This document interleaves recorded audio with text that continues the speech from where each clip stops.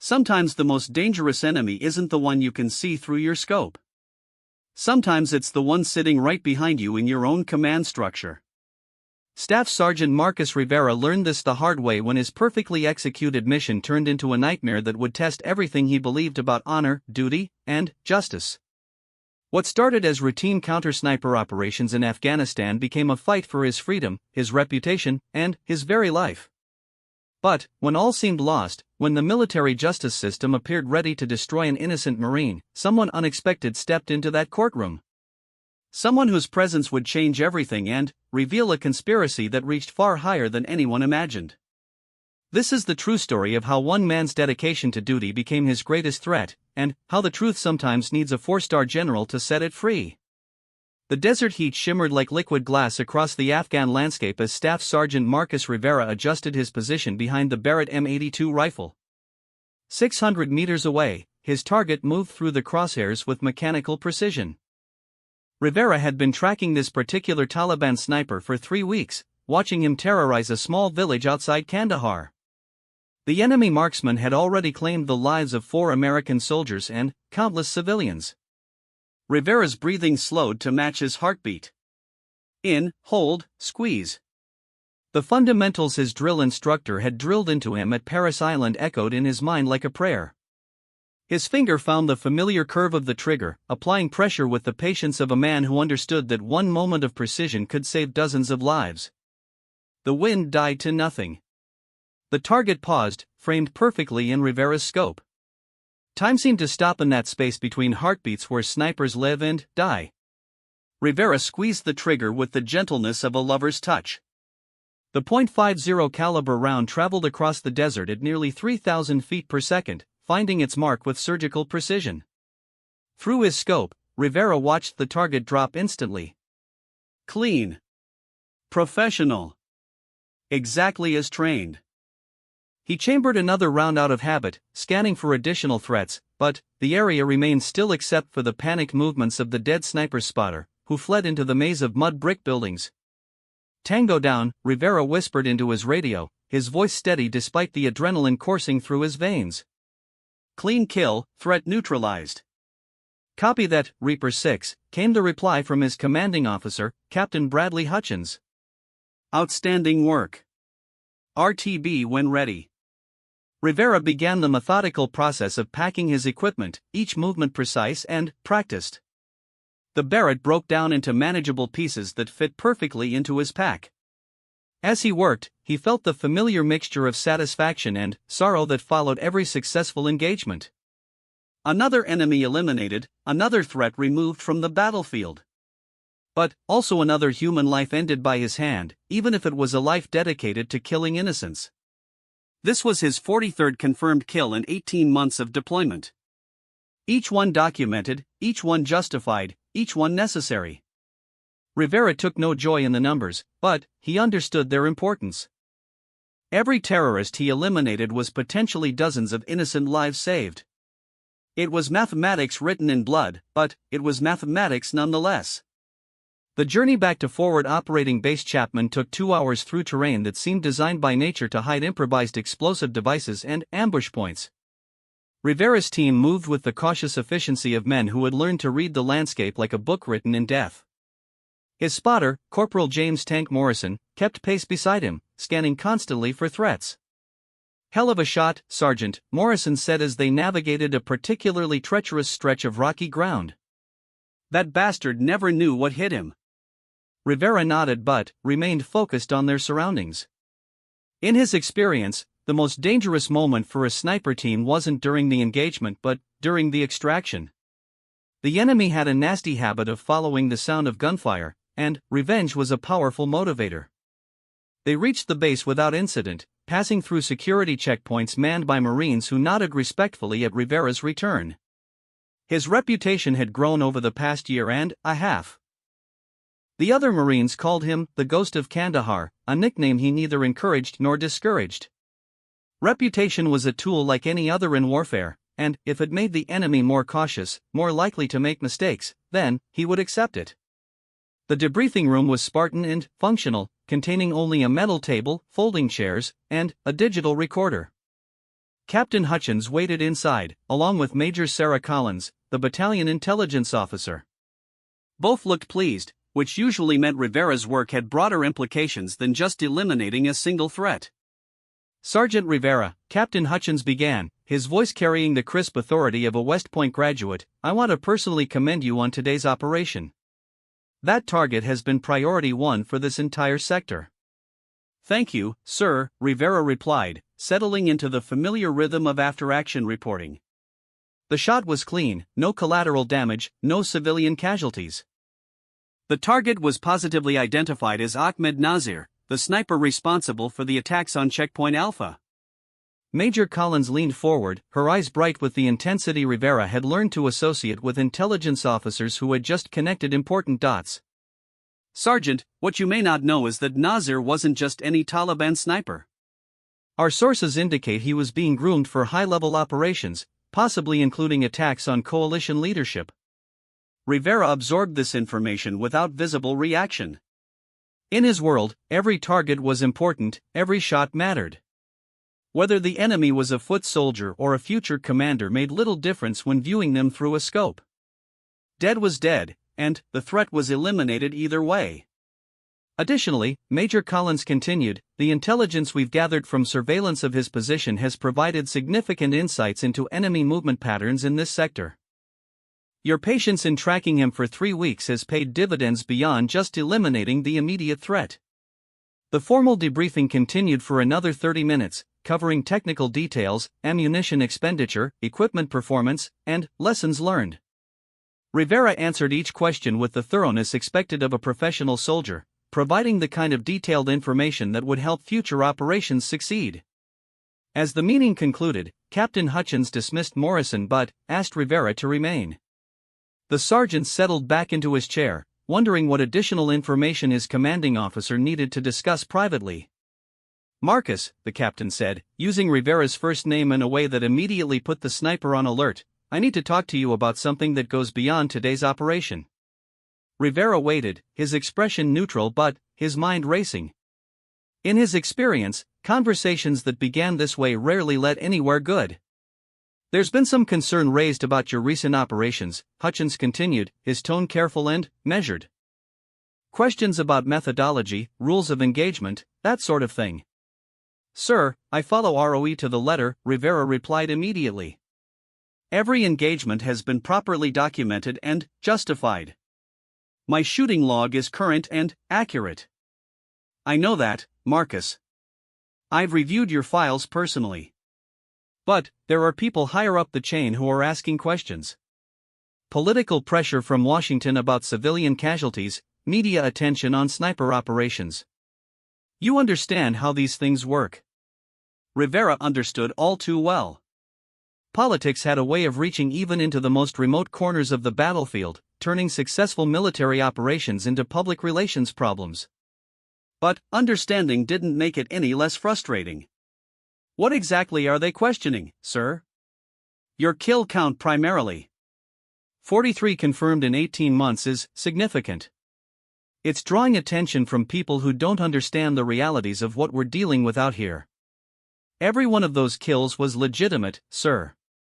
Everyone was an enemy combatant posing an active threat to coalition forces or Afghan civilians.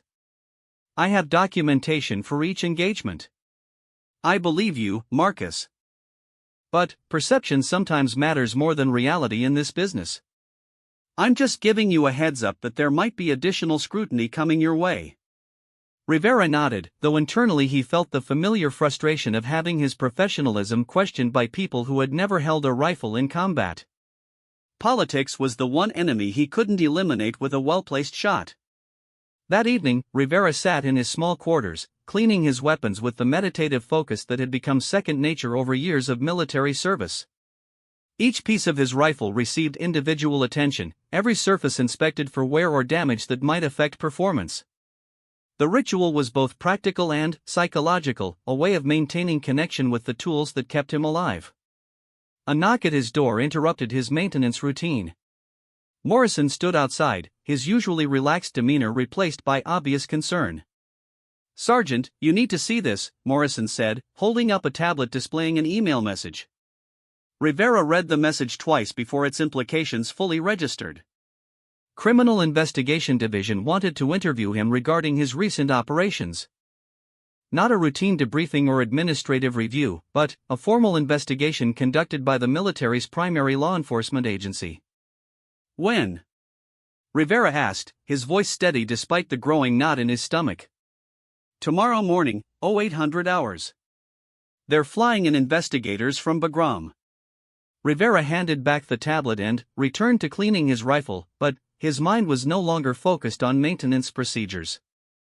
CID investigations were serious business, the kind that could end careers or worse. But he had followed every rule, documented every engagement, stayed well within the boundaries of military law and the rules of engagement. As he worked, Rivera tried to push down the growing sense of unease that was settling in his chest. He had spent 18 months doing exactly what the Marine Corps had trained him to do, eliminating threats and protecting friendly forces. Now, apparently, that dedication to duty was being viewed as suspicious. The next morning arrived with the harsh brightness that characterized desert dawns. Rivera dressed in his cleanest utilities and ensured his appearance met the highest standards of military bearing. If he was going to face questions about his conduct, he would do so looking like the professional Marine he had always been. The investigators were waiting in the same briefing room where he had received commendation less than 24 hours earlier. Special Agent Jennifer Walsh and Special Agent Michael Peterson introduced themselves with the formal politeness that Rivera recognized as the prelude to serious questioning. Sergeant Rivera, Agent Walsh began, we're here to discuss some concerns that have been raised about your operational activities over the past 18 months. Yes, ma'am. I'm prepared to answer any questions you might have. Let's start with your kill count. 43 confirmed kills in 18 months is quite high, even for someone in your position. Rivera felt the first stirring of anger but kept his voice level. Ma'am, I was assigned to counter-sniper operations specifically because of my qualifications and experience. High enemy activity in this sector has required extensive engagement. We're particularly interested in several specific incidents where civilian casualties were reported in the vicinity of your operations. The anger flared hotter, but Rivera's training held firm. Agent Walsh, I have never engaged a target that was not positively identified as an enemy combatant. I have never taken a shot that risked civilian casualties. My documentation is complete and accurate. The questioning continued for 3 hours, covering every aspect of Rivera's operations in excruciating detail. The agents seemed particularly interested in situations where intelligence later proved incorrect or where the circumstances of engagements might be open to interpretation. As the interview concluded, Agent Peterson delivered the news that Rivera had been dreading. Sergeant, pending the completion of our investigation, you are being relieved of operational duties and confined to base. You will surrender your weapons to the armory and report daily to the duty officer. Rivera felt the world tilt slightly on its axis. In 18 months of faithful service, he had never been disciplined, never failed to complete a mission, never given his superiors any reason to doubt his professionalism or dedication. Now he was being treated like a criminal, stripped of his weapons and confined like a prisoner. Sir, may I ask what specific charges are being considered? No charges have been filed at this time, Sergeant. This is an administrative action pending the completion of our investigation. But Rivera could read between the lines. The tone, the formality, the way the agents avoided direct eye contact all suggested this was far more serious than a routine administrative review. Someone, somewhere, had decided that Staff Sergeant Marcus Rivera was a problem that needed to be solved. As he walked to the armory to surrender his weapons, Rivera reflected on the cruel irony of his situation. For 18 months, he had been the hunter, the predator stalking enemies who threatened innocent lives. Now, suddenly, he found himself the prey, being stalked by an enemy he couldn't see, couldn't identify, and couldn't fight with the skills that had kept him alive in combat. The armorer, a crusty sergeant with 20 years of service, looked genuinely pained as he accepted Rivera's weapons. Word traveled fast on military bases, and, by now everyone knew that their most effective sniper was being investigated. This is bullshit, Rivera, the armorer muttered as he locked the weapons in storage. Every Marine in this sector owes you their life. Rivera appreciated the sentiment, but he also understood the political realities that were now controlling his fate. Somewhere in Washington, people who had never heard a shot fired in anger were making decisions about warriors based on spreadsheets and casualty statistics. The mathematics of war looked very different when viewed from behind a desk than when viewed through a rifle scope. That night, Rivera lay on his narrow bunk staring at the ceiling of his quarters, replaying every engagement, every decision, every shot. In his mind, each one remained justified, necessary, and properly executed. But he was beginning to understand that his own certainty about his actions might not be enough to protect him from the machinery of military justice that was now grinding toward him. Outside his window, the sounds of the war continued. Distant gunfire, helicopter rotors, the rumble of armored vehicles. Other Marines were out there doing the job he had been trained to do, facing the same enemies he had been hunting. But Rivera was no longer part of that fight. Instead, he was fighting a different kind of war, one where the rules were unclear and the enemy remained hidden behind regulations and bureaucracy. As he finally drifted toward sleep, Rivera couldn't shake the feeling that his real battle was just beginning, and that the skills that had made him one of the Marine Corps' most effective snipers would be useless in the conflict to come. 3 weeks passed in a blur of administrative purgatory that Rivera found more mentally exhausting than any combat operation. Each day began with mandatory check-in at the duty office, followed by hours of enforced idleness while the investigation continued. He was permitted to participate in physical training and attend meals, but otherwise remained isolated from his unit and the mission that had defined his purpose for 18 months.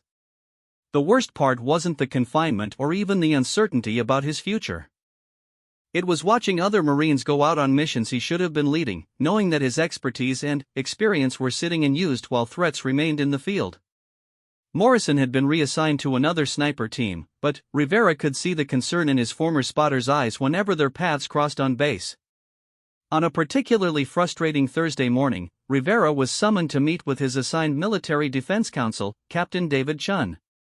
The young lawyer had arrived from Quantico 2 days earlier and was still adjusting to the harsh realities of life at a forward operating base.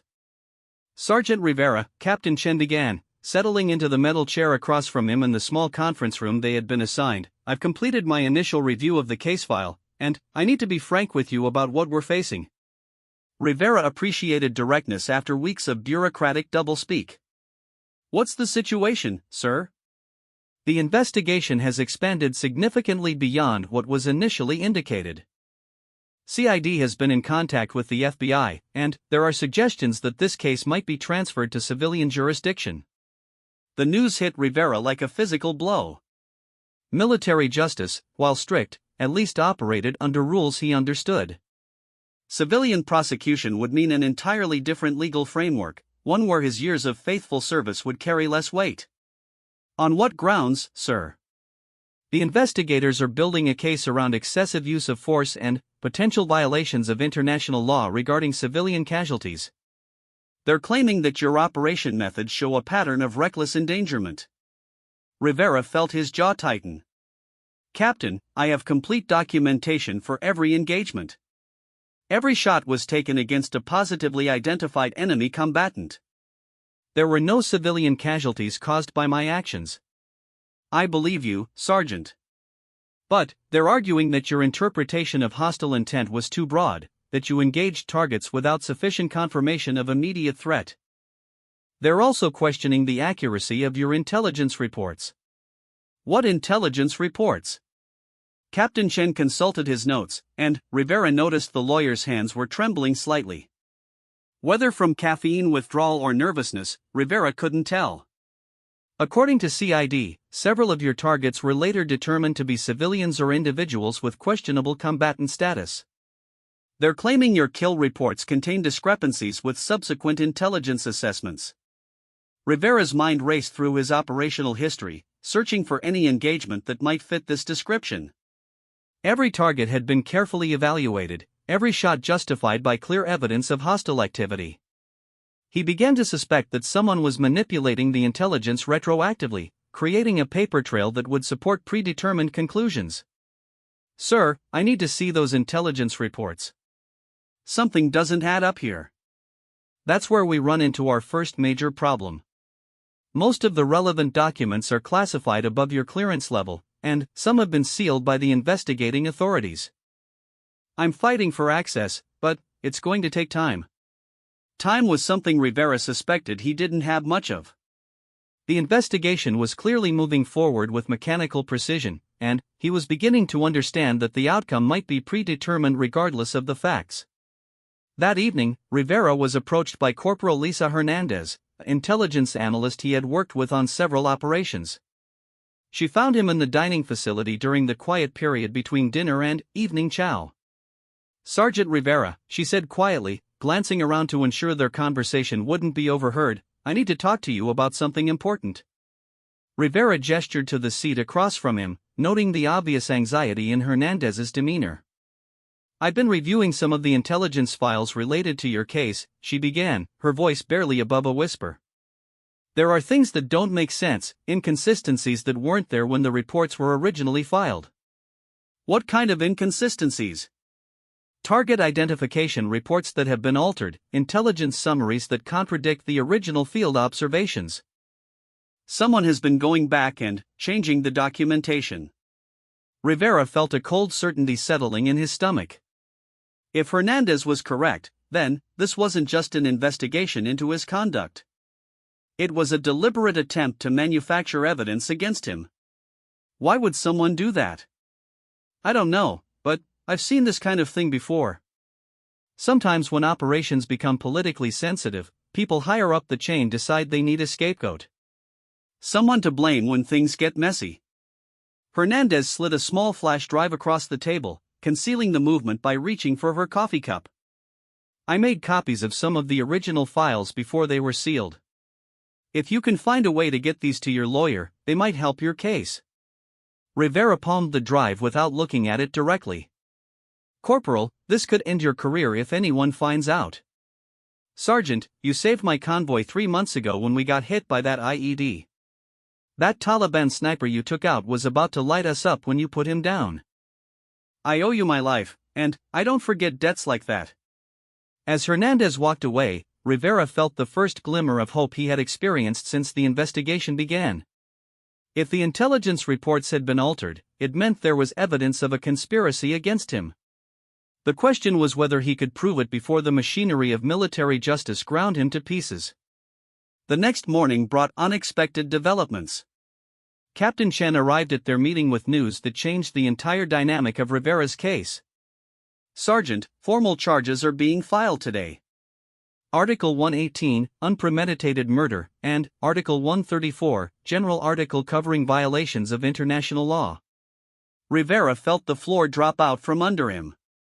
Murder charges meant a potential life sentence or even the death penalty. The investigation had escalated far beyond anything he had anticipated. "Based on what evidence, sir?" "They're claiming that at least 5 of your confirmed kills were actually civilian casualties that were misrepresented in official reports. They're also alleging that you knowingly engaged targets without proper authorization in several instances." "That's impossible. Every engagement was properly authorized and documented. The problem is that the documentation now shows something different from what you remember. Intelligence reports have been updated to reflect post-operation analysis, and that analysis contradicts your original assessments." Rivera realized that Hernandez had been correct. Someone was systematically altering the record to build a case against him. But who had the authority and motivation to orchestrate such an elaborate deception? "Captain, we need to examine the original intelligence files. I have reason to believe they've been tampered with." Chen looked skeptical. "Sergeant, that's a serious accusation. Falsifying military records is a felony offense. Do you have evidence to support this claim?" Rivera made a decision that could either save his career or destroy any remaining chance at a fair trial. "Yes, sir. I believe I can provide proof that the intelligence reports have been altered after the fact." That afternoon, Rivera and Captain Chen met in the lawyer's temporary office to review the contents of Hernandez's flash drive. What they found was even more damaging than Rivera had anticipated. The original intelligence reports clearly showed positive identification of enemy combatants for every engagement Rivera had conducted. But, the current versions of those same reports had been systematically altered to cast doubt on the target identification and suggest possible civilian casualties. "This is smoking gun evidence," Chen said, his excitement obvious.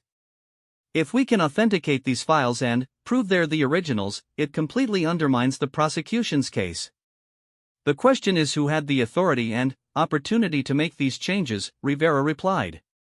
"This isn't something that could be done by a low-level clerk. This required high-level access and coordination." Captain Chen spent the next 2 days working with computer forensics specialists to authenticate the files. The technical analysis confirmed that the original reports had been created at the times indicated and had subsequently been altered using administrative access credentials. But, the identity of the person or persons responsible remained hidden behind layers of classified access protocols. The breakthrough came from an unexpected source. Major Collins, the intelligence officer who had praised Rivera's work just weeks earlier, requested a private meeting. She arrived at the designated conference room looking haggard and nervous. "Sergeant Rivera," she began without preamble, "I need to tell you something that could destroy my career, but my conscience won't let me stay silent any longer." Rivera waited, sensing that he was about to learn the truth behind the conspiracy that had engulfed his life. 3 weeks ago, I was approached by Colonel James Mitchell from the Inspector General's office. He told me that political pressure from Washington required a review of sniper operations in this sector. "Specifically, your operations." "Political pressure from whom?" "That's where it gets complicated. Apparently, there's been congressional attention focused on civilian casualties in Afghanistan. Some congressmen got hold of casualty statistics and started asking pointed questions about American sniper operations." Rivera began to understand the larger picture. Politics was driving the investigation, not evidence of wrongdoing. "Colonel Mitchell told me that it would be beneficial for everyone involved if the intelligence reports showed more ambiguity about target identification. He suggested that post-operation analysis might reveal information that wasn't available at the time of engagement." "So you altered the reports?" "I was given direct orders by a superior officer. I thought it was just administrative housekeeping, making the paperwork more politically defensible. I didn't realize they were going to use the changes to file criminal charges against you." Major Collins reached into her briefcase and extracted a digital recorder. "I recorded my conversation with Colonel Mitchell. I thought I might need to protect myself if this situation escalated." As they listened to the recording, the conspiracy became clear.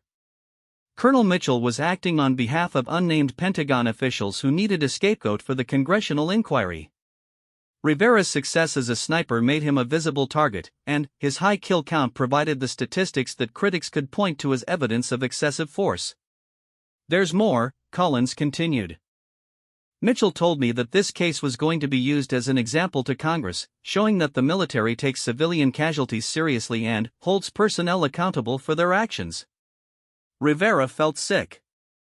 He was being sacrificed to protect careers and reputations in Washington, thrown to the wolves by the same system he had served faithfully for over a decade.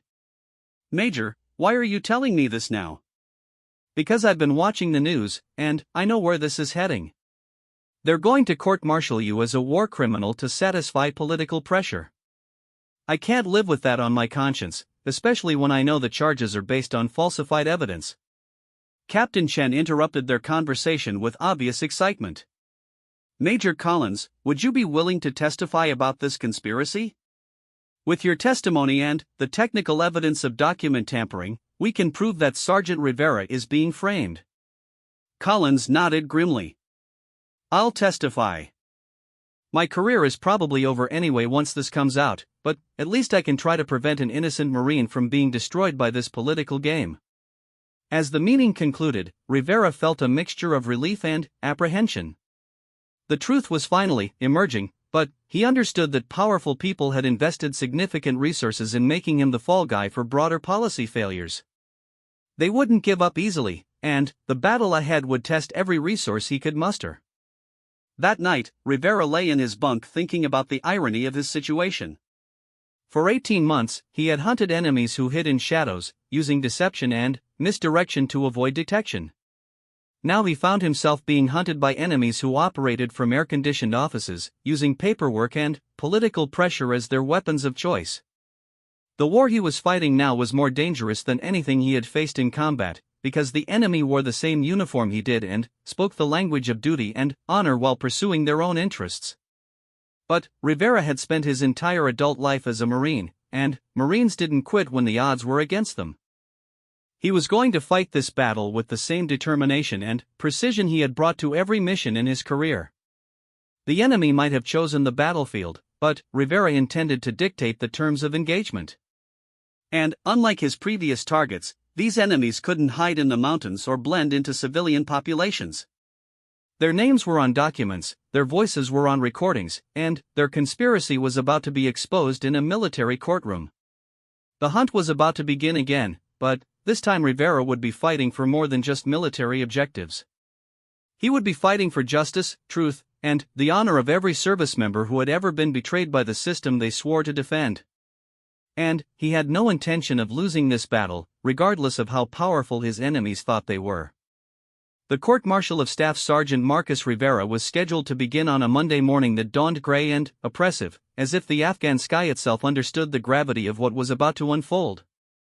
Rivera dressed in his dress blue uniform with the same precision he had once applied to preparing his rifle, knowing that his appearance would be scrutinized by everyone from the military judge to the media representatives who had flown in to cover what was being billed as a landmark case in military justice. The courtroom at Bagram Air Base had been hastily converted from a briefing facility, but it maintained the sterile functionality that characterized military justice proceedings. Rivera took his place at the defendant's table next to Captain Shan, who had spent the past week preparing their defense with the intensity of a man who understood that failure meant sending an innocent Marine to prison for life. Across the aisle, the prosecution team led by Lieutenant Colonel Patricia Vance looked confident and well prepared. They had the full resources of the military justice system behind them, along with political pressure from Washington that made conviction seem almost inevitable. Rivera could see the satisfaction in their eyes as they arranged their files and prepared to destroy his life with falsified evidence and manufactured outrage. "All rise," the bailiff announced as Colonel Robert Hartman, the presiding judge, entered the courtroom. Hartman was known throughout the Corps as a fair but strict jurist who followed military law to the letter. Rivera hoped that reputation would work in his favor when the truth finally emerged. Lieutenant Colonel Vance's opening statement was a masterpiece of prosecutorial theater, painting Rivera as a rogue sniper who had lost sight of military discipline and humanitarian law in his pursuit of personal glory. She described his 43 confirmed kills as evidence of bloodlust rather than professional competence, and promised to prove that at least 5 of those kills were actually innocent civilians whose deaths had been covered up by falsified intelligence reports. "Ladies and gentlemen of the court," she concluded, her voice carrying the righteous indignation of someone who had convinced herself she was serving justice, "the evidence will show that Staff Sergeant Rivera violated everything the Marine Corps stands for. He turned our uniform into a license to kill innocent people, and then he lied about it to protect his reputation. This court must send a clear message that such behavior will not be tolerated in the United States military." Captain Chen's opening statement took a different approach, focusing on Rivera's exemplary service record and the complex realities of counter-sniper operations in Afghanistan.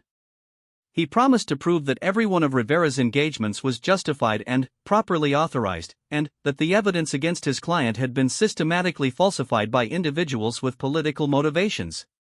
"The real crime here," Chen told the court, "is not what Sergeant Rivera did in service to his country, but what has been done to him by individuals who decided that his dedication to duty made him a convenient scapegoat for policy failures in Washington."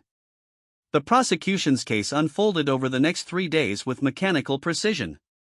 Witness after witness testified about Rivera's operations, describing them in terms that made legitimate military actions sound like war crimes. Intelligence officers who had praised Rivera's work months earlier now claimed they had harbored doubts about his methods all along. The most damaging testimony came from Colonel Mitchell, the Inspector General representative who had orchestrated the conspiracy against Rivera. Mitchell presented himself as a concerned officer who had uncovered disturbing patterns in Rivera's operational reports, necessitating the investigation that had revealed the alleged crimes. "It became clear to me," Mitchell testified with practiced sincerity, that Sergeant Rivera was operating outside the boundaries of acceptable military conduct. The intelligence reports showed a pattern of reckless engagement with insufficient regard for civilian casualties. Captain Chen's cross-examination of Mitchell was aggressive and precise, but the colonel had been well coached and refused to admit any wrongdoing. He dismissed suggestions that the intelligence reports had been altered as conspiracy theories and maintained that his investigation had been conducted according to proper procedures. By Thursday morning, Rivera was beginning to lose hope. The prosecution's case was built on lies, but they were sophisticated lies supported by official documentation and presented by witnesses with impressive credentials. Captain Chen's technical evidence about document tampering seemed to carry less weight than the emotional testimony about civilian casualties and military misconduct. Then, Major Collins took the witness stand for the defense, and the entire dynamic of the trial changed. Collins testified about her conversation with Colonel Mitchell, describing in detail how she had been ordered to alter intelligence reports to make them more politically defensible. She explained how the changes had been presented as routine administrative updates but were actually designed to create evidence of wrongdoing where none had existed. "I was told," Collins said, her voice steady despite the obvious impact her testimony would have on her career, that Sergeant Rivera's case needed to serve as an example to Congress and the media. Colonel Mitchell made it clear that political considerations required someone to be held accountable for the criticism of sniper operations. The prosecution's objections were frequent and heated, but Collins' testimony was devastating to their case. When she produced the digital recording of her conversation with Mitchell, the courtroom fell silent except for the colonel's voice describing the political necessity of finding a scapegoat. Lieutenant Colonel Vance's cross-examination was brutal, attacking Collins' credibility and suggesting that her testimony was motivated by romantic involvement with Rivera or professional jealousy. But Collins held firm, refusing to back down from her account of the conspiracy despite the personal cost. Captain Chen followed up with Corporal Hernandez, who testified about the technical aspects of the document alterations and provided expert analysis of the original intelligence files. The combination of Collins' eyewitness testimony and Hernandez's technical evidence created a compelling picture of systematic fraud designed to frame an innocent Marine. By Friday afternoon, the momentum of the trial had shifted dramatically. The defense had successfully shown that the key evidence against Rivera had been falsified, and the political motivations behind the charges had been exposed. But Rivera understood that powerful people had invested too much in his conviction to give up easily. That understanding proved prophetic when court reconvened Monday morning and Lieutenant Colonel Vance announced that the prosecution was calling a surprise witness. Rivera felt his stomach drop as Colonel Mitchell's replacement, a brigadier general named Thompson, entered the courtroom and was sworn in. General Thompson's testimony was designed to rehabilitate the prosecution's case by providing high-level credibility for their claims. He testified that Rivera's operations had attracted attention at the Pentagon level due to concerns about civilian casualties and that the investigation had been conducted according to proper procedures. The evidence clearly shows, Thompson concluded, that Sergeant Rivera exceeded his authority and engaged in conduct unbecoming a Marine. The alterations to intelligence reports that the defense claims are evidence of conspiracy were actually corrections based on improved intelligence gathering and analysis. Captain Chen's cross-examination revealed that Thompson had no direct knowledge of Rivera's operations and was testifying based entirely on briefings provided by Colonel Mitchell's office. But the general's impressive credentials and authoritative manner seemed to carry weight with the military judge. As Tuesday morning arrived, Rivera prepared for what might be the final day of his court-martial. The defense had presented compelling evidence of his innocence, but the political pressure for conviction remained enormous. He understood that his fate might ultimately depend on factors beyond the evidence and testimony presented in the courtroom. Then, at exactly 0900 hours, the courtroom doors opened and a figure entered who changed everything about Rivera's case and his future. General Patricia Martinez, a four-star general and the highest-ranking Hispanic officer in Marine Corps history, walked into the courtroom with the quiet authority of someone who had earned every star on her shoulder through 3 decades of exemplary service. Rivera had never met her personally, but every Marine knew her reputation as a warrior's general who never forgot the troops under her command. The effect of her presence was immediate and electric. Every person in the courtroom stood at attention, including the judge, as General Martinez made her way to the witness stand. She was not on the official witness list, and her appearance caught everyone, including the prosecution, completely off guard. "Your Honor," she said to Colonel Hartman, "I apologize for the irregular nature of my appearance, but I have information crucial to this case that has only recently come to my attention." Lieutenant Colonel Vance rose to object, but Colonel Hartman waved her back to her seat. When a four-star general wanted to testify in a court-martial, military judges listened. General Martinez was sworn in and took her place on the witness stand with the same calm confidence she had displayed in combat zones around the world. Her testimony began with her recent review of sniper operations in Afghanistan and her discovery of the conspiracy to frame Rivera. "I became aware of this case," she testified, "when congressional inquiries about civilian casualties crossed my desk 3 weeks ago. As I investigated the background of these inquiries, I discovered that certain individuals in the Pentagon had decided to sacrifice the career and freedom of an exemplary Marine to satisfy political pressure." She described her own investigation into Rivera's service record, her conversations with his former commanders, and her analysis of the technical evidence showing document tampering. Her testimony was precise, authoritative, and utterly devastating to the prosecution's case. "Staff Sergeant Rivera," she continued, looking directly at him, "represents everything that is best about the Marine Corps. His record of service is exemplary, his dedication to duty is unquestioned, and his operational effectiveness has saved countless American and Afghan lives. The charges against him are not only false, they are an insult to every Marine who has served with honor in combat." But General Martinez wasn't finished. Her next revelation sent shockwaves through the courtroom and beyond. "During my investigation, I discovered that Colonel Mitchell and his associates were acting on behalf of certain Pentagon officials who needed a scapegoat for policy failures. These officials, whose names I am prepared to provide to this court, orchestrated the falsification of evidence and the persecution of an innocent Marine to protect their own careers." She produced a folder containing classified documents that detailed the entire conspiracy, from the initial political pressure to the specific orders to alter intelligence reports. The evidence was so comprehensive and damning that even Lieutenant Colonel Vance seemed to realize her case was collapsing. Furthermore, Martinez concluded, "I have personally reviewed every one of Sergeant Rivera's 43 confirmed kills. Each engagement was justified, properly authorized, and conducted according to military law and the rules of engagement.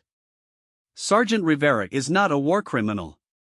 He is a hero who has been betrayed by the system he swore to defend." The cross-examination of General Martinez was brief and ineffective. Lieutenant Colonel Vance's questions were met with crisp, authoritative answers that only reinforced the general's testimony. It was clear that the prosecution's case had been completely destroyed by the appearance of the Corps' most respected living general. Colonel Hartman called a recess to consider the dramatic new evidence, but Rivera could see in his eyes that the judge's mind was already made. When court reconvened an hour later, Hartman announced that he was dismissing all charges against Rivera due to prosecutorial misconduct and insufficient evidence. "This court finds," he said formally, "that the charges against Staff Sergeant Rivera were based on falsified evidence and were brought for political rather than legal reasons.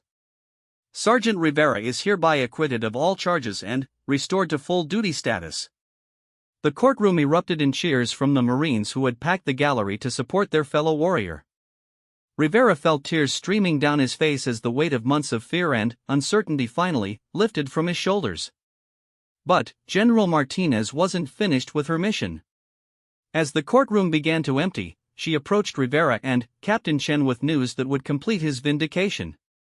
"Sergeant Rivera," she said quietly, "I want you to know that Colonel Mitchell and his associates are being arrested as we speak on charges of conspiracy, fraud, and violation of military justice.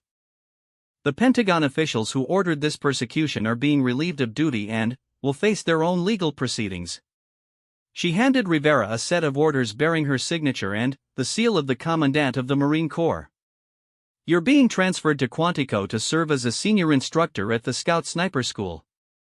Your experience and expertise are needed to train the next generation of Marine snipers, and your story needs to be told to ensure that no other Marine faces what you've endured." As Rivera read the orders, he felt the profound satisfaction of complete vindication. Not only had he been cleared of all charges, but his career was being elevated to a position where he could serve the Corps in a new and meaningful way. General Martinez placed her hand on Rivera's shoulder with the gesture of a commander who truly cared for her Marines. "Marcus," she said, using his first name in a way that conveyed both respect and maternal pride, "what happened to you was a betrayal of everything the Marine Corps stands for. But your courage in fighting these false charges, and the loyalty of the Marines who stood by you, proves that the Corps' values are stronger than the politics that tried to destroy them." As Rivera left the courtroom that day, he reflected on the journey that had brought him from the mountains of Afghanistan to a military courtroom and, finally, to vindication. He had learned that the most dangerous enemies weren't always the ones you could see through a rifle scope, and that sometimes the greatest battles were fought not with weapons, but with truth and courage. The conspiracy that had tried to destroy him was unraveling, the guilty parties were facing justice, and his own future was brighter than ever.